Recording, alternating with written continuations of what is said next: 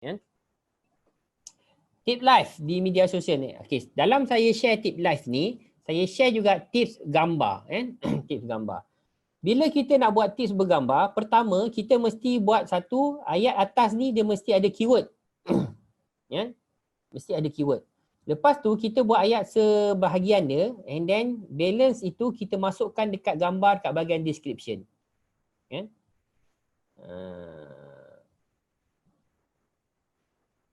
Okay. So dekat gambar ni, jadi orang akan tengok.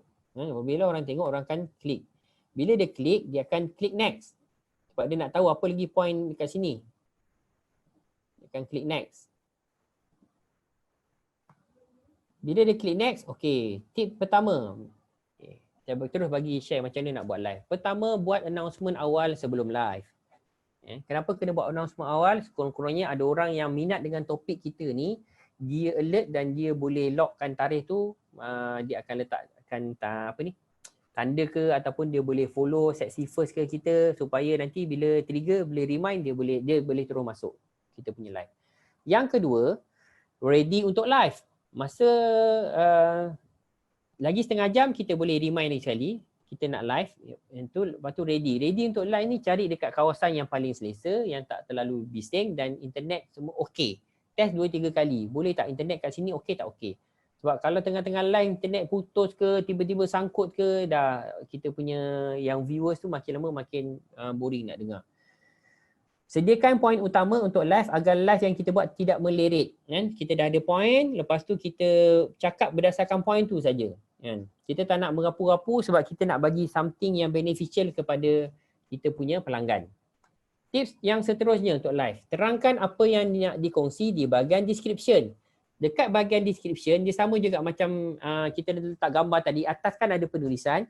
So masa nak live ni, jangan kita terus tekan live. Terus kita cakap. Kita tulis dulu dekat bahagian description. Sebelum tekan button live, dia memang ada description. Tulis description tu. Saya nak kongsikan bagaimana untuk tips penjimatan kereta atau bagaimana untuk mendapatkan rumah pertama anda. Sebab kita nak dapatkan SEO punya capture keyword SEO tu. So dah dapat tu, dah tulis description dan baru kita live. Okay. Tips yang keempat untuk live. Sentiasa engage dengan viewers. Bila ada orang masuk kita punya live, jangan terus cerita tentang apa yang kita nak cerita. Engage dulu. 10-15 minit pertama, tanya dia apa tu, apa khabar, panggil nama dia, kita boleh nampak nama dia keluar, cakap apa khabar, lepas tu kata, ni Ain daripada mana, kata, oh macam mana, cuaca kat sana okey, engage dengan dia, bagi rasa selesa. Yang ni dia dah jadi kebiasaan saya, even saya buat kelas pun macam tadi pun saya panggil sorang-sorang kan, saya nak bagi orang rasa selesa sebab dia masuk, sebab kadang-kadang bila dia masuk, dia tengok je kita senyap je, kalau kita main bercakap je, dia boleh senyap keluar. Tapi bila kita panggil tu, dia masuk-masuk je, kita panggil, kadang dia baru nak je stop. Lepas tu dia nak keluar je, kita panggil nama dia. Kita macam dia tunggu kejap. Macam tu lah. Mat, okey. Apa khabar Mat? Dia baru je masuk, lepas tu dia macam, aku nak keluar balik lah. Kena panggil nama aku lah. Stay kejap lah. Macam tu lah. Okay. So dalam 10-15 minit boleh engage dengan viewers kita. And then tips yang kelima adalah ajak viewers untuk engage. Supaya algoritma ataupun dia punya engagement akan lebih ramai lagi. Facebook bila ada engagement banyak dekat live kita, maka Facebook akan bagi tahu kat orang lain, jom. Kat sini ada cerita baiknya, macam tu. Facebook akan keluarkan notification dekat orang lain.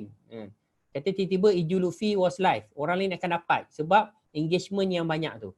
So macam mana nak jadikan engagement yang banyak? Kita cakap, dengar sesuatu, ada siapa dengar suara saya, kalau dengar tu minta tolong komen.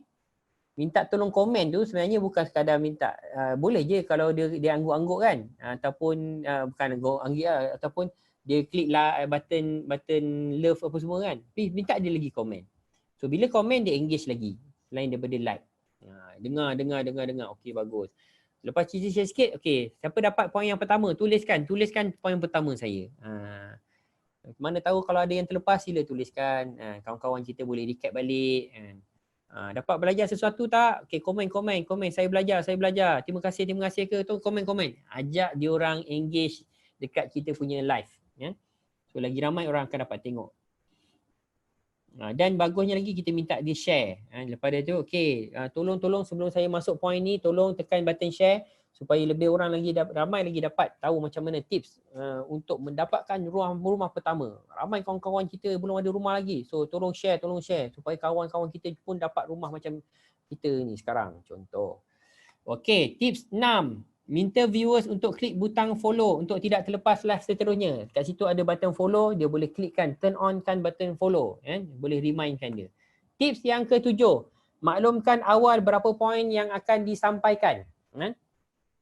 So kita berkata, okay baik. Hari ni saya ada 5 poin yang saya nak kongsikan berkaitan dengan bagaimana untuk mendapatkan rumah pertama anda. Okay. Poin yang pertama, okay, kita sebut.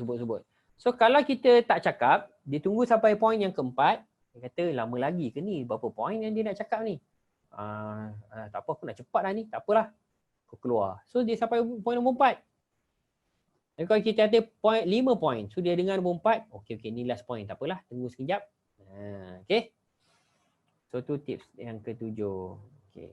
Tips yang ke-8 yang boleh tambah adalah boleh kita bagi reward di hujung live tu. Siapa yang stay sampai habis, saya akan bagi dia e-book percuma. Hanya untuk yang saya boleh stay sampai habis dengar perkongsian saya.